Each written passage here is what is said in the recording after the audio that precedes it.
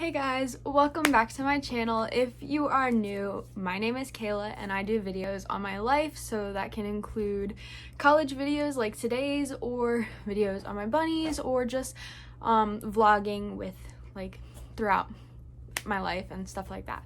So if any of that interests you, make sure to subscribe and hit that like button. And now let's get on to the video to talk about how I got into ECU and some other schools and my stats. First, I'll go over application.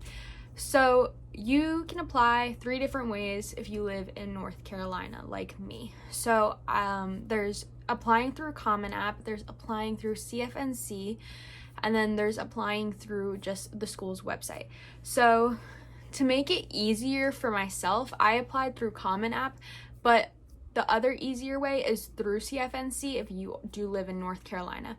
You don't want to go to each individual college's website to find their application and complete the application, because you'll answer the basic questions over and over and over again. Through CFNC or Common App, you're able to answer all the questions about yourself once. Sorry about that, that was the bunnies. So you're able to answer all the questions about yourself once. So here's a screen recording of how I kind of went through Common App. And so what you do is you can look at all of your schools on the main dashboard page, and then from there you can go to search for colleges to find specific colleges that you may want to go to and apply to. So you can put as many as you want. There's no limit, at least that I'm not aware of. Now, keep in mind, you will have to pay a fee unless you can get the fee paid for you by if you have free or reduced lunch, or I think if you submit your parents' tax information and their taxes show that you earn lower than a certain income. So there's ways that you can get the fee canceled, and keep in mind that during certain times of the year, the fees are free for certain colleges. So keep a lookout on that and make sure you listen to your guidance counselors, or ask people, or even just look it up online, because that's the best way to figure things out. But so I did it through Common App, and I did about 10 colleges, I think. But once you go and have your colleges, you then answer certain questions. So you answer your college essay questions specifically for that college, and then you make sure that everything's authorized and stuff like that. And then you even have to include recommendations if the college asks for recommendations. So for me, I got my recommendation from one of my teachers, who was also the teacher in charge of my club that I was involved in. And then I got a community leader who I was very involved with to do a recommendation for me. So those were my 2 recommendations. So recommendations can be anything from a teacher at your school, a principal even, or any community leaders, whether that be someone who works directly in helping fix the community, or even just a dance teacher or sport instructor. So after you have all that done, you'll eventually have to submit it. But I do want to show you guys the other aspects of Common App. Like I said, if you do it in if you apply on each website for the school, you'll have to answer these questions over and over again. But through Common App, you can just answer them all once, and that goes to each application. So all you have to answer is the question specifically for the college. All of the information about you, your family, your life, stuff like that can all be answered once, and you don't have to answer it again. So that's a very important aspect of Common App that I would look at. So moving on, what ECU looks for. So this year was, my application year was a little bit different as far as applying with their stats and stuff like that because of COVID. A lot of people couldn't take ACTs, SATs, stuff like that. I luckily was able to take both of them once, but because we had the choice of whether or not to submit, I did not submit. So that I will go over more later. But what ECU looks for when you apply, they need to make sure you have all your high school requirements done. This includes your math, your Englishes, your sciences, your histories, and your extra classes like band or orchestra or art or drama, things like that. You have to have all those finished. It may vary by state, but I believe almost all states are the same as far as what needs to be completed. So make sure you look at that to make sure you have all of those finished by the time you apply or by the time you are going to graduate so that you can get in.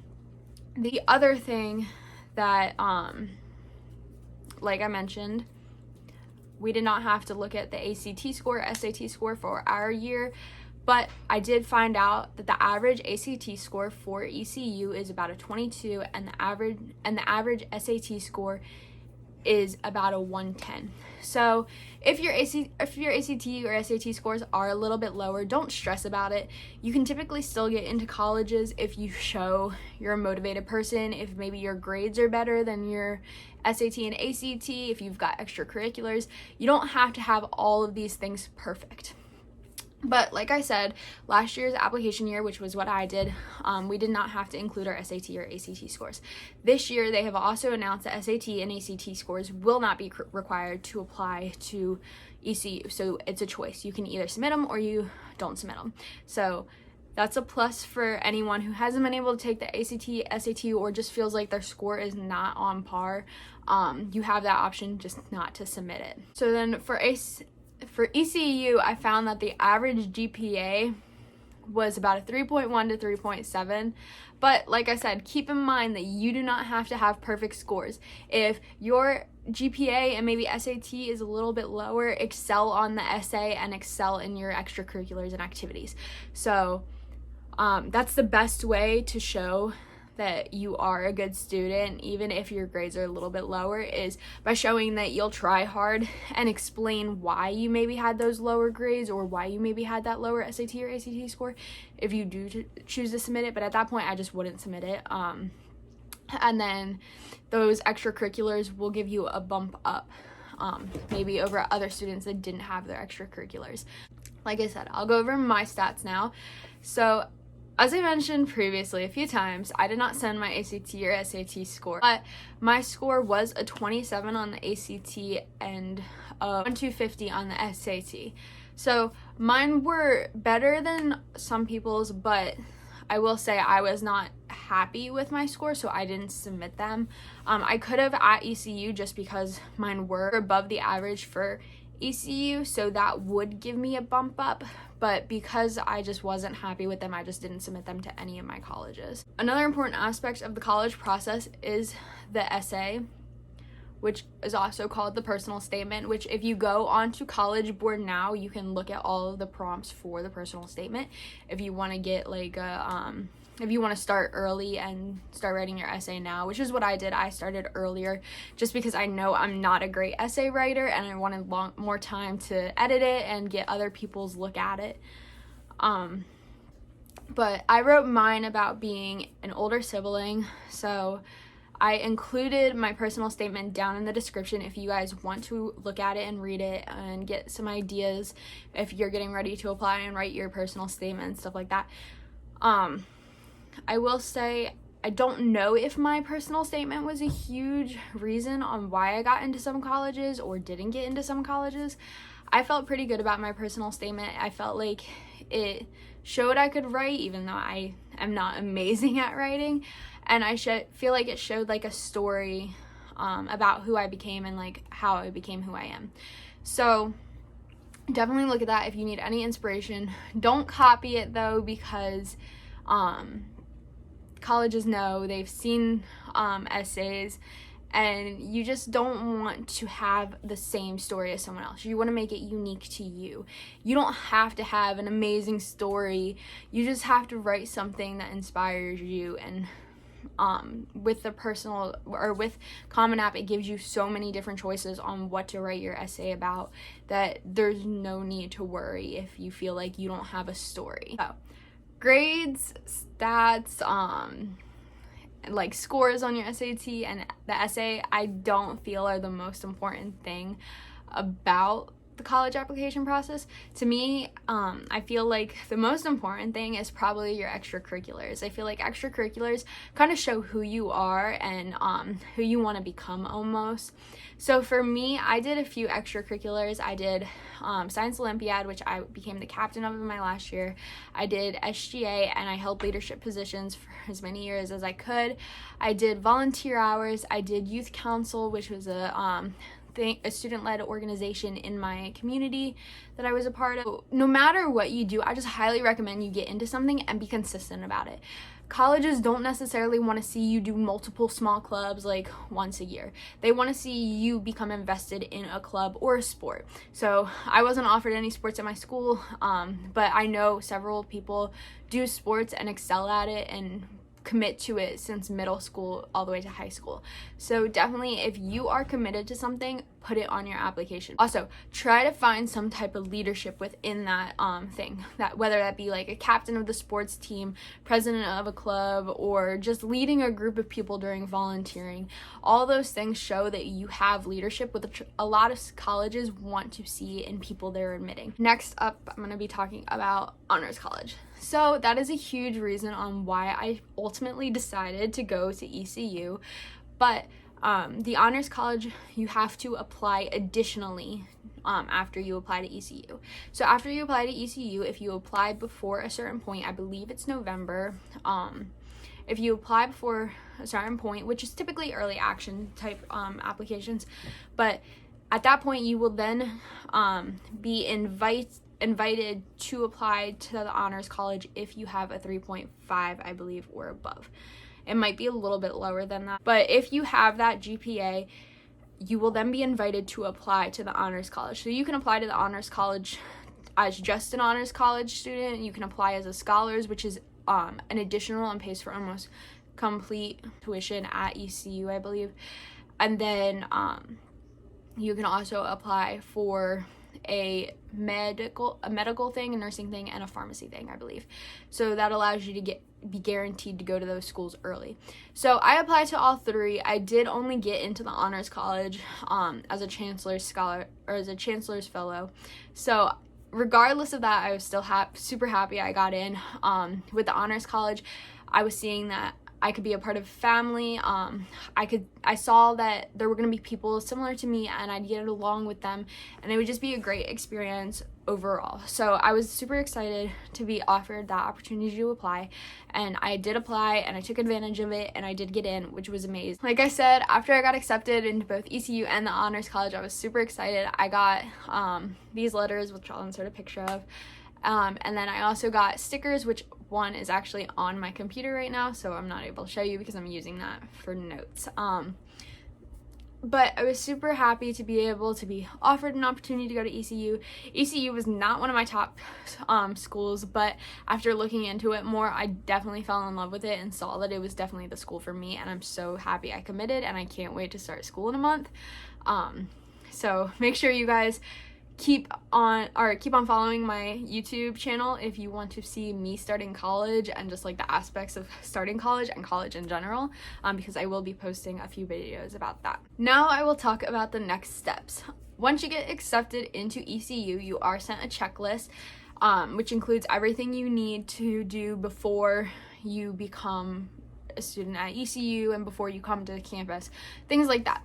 One of the important things that I mentioned is that student checklist. You want to make sure you look at that and have everything done. Some of the things that are on the student checklist is a Facebook group link, an Instagram page, financial aid information, roommates, orientation, and fees. So all of that is included on the checklist, and a few more things. I'll show a clip of right here about some of the things that are included on a checklist, just so that you guys can see.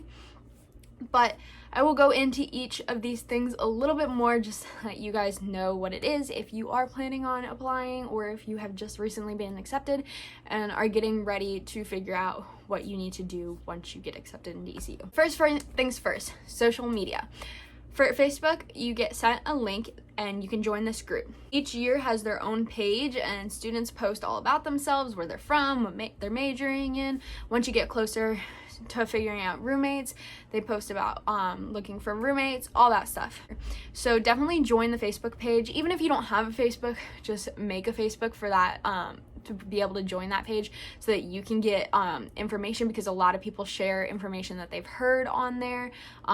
Administrators on the Facebook page will share information and like news and stuff like that. Like I said, because not everyone is on Facebook, they do have some Instagram pages. There is a Instagram page for each class as well.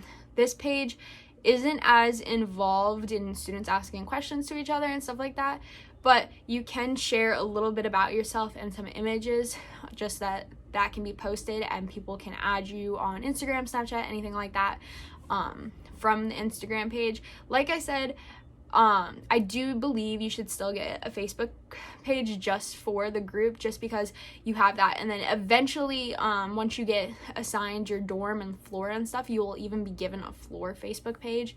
So that's where like all your floor information is. So make sure you're looking out for that and you do join a Facebook so that you have those, that information that others have. After all the social media, you actually have to start getting into going to college. College is expensive, so one of the things on the checklist is the financial aid. So I started my FAFSA as soon as it opened, which was in October, but you can start it after you get accepted into ECU. Before, you just have to have it done by the deadline that they give, which I believe is sometime in February. The earlier you get it done, the more scholarship opportunities you are given, so get it done as soon as you can. Also, if you get it done earlier and for some reason your FAFSA is flagged like mine was, you will have the time to get all that information in and not have to stress about it as much. About the FAFSA, you just go to FAFSA.gov and you create an account for both you and your parent. If you are a dependent, if you're independent, your parents do not have to be included on it. But if you're dependent, you do have to include your parents' taxes and your own taxes.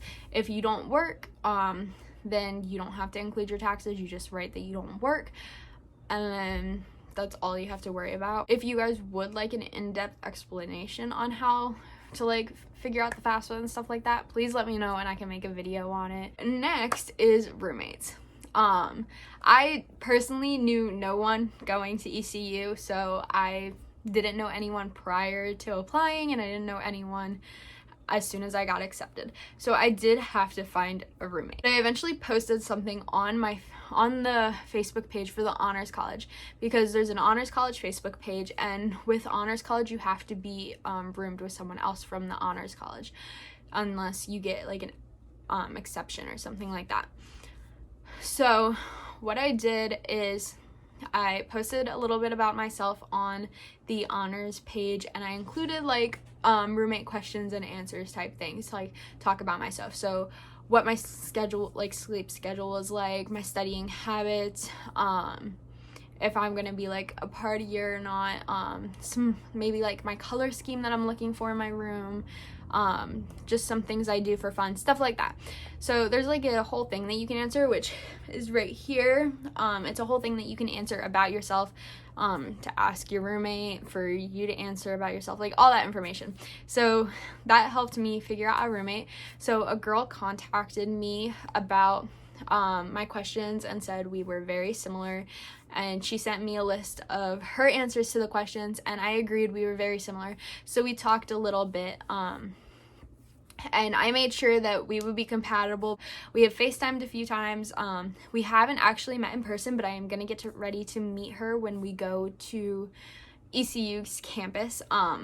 So I'm excited for that, because that will be the first time I see her in person and get to hang out with her.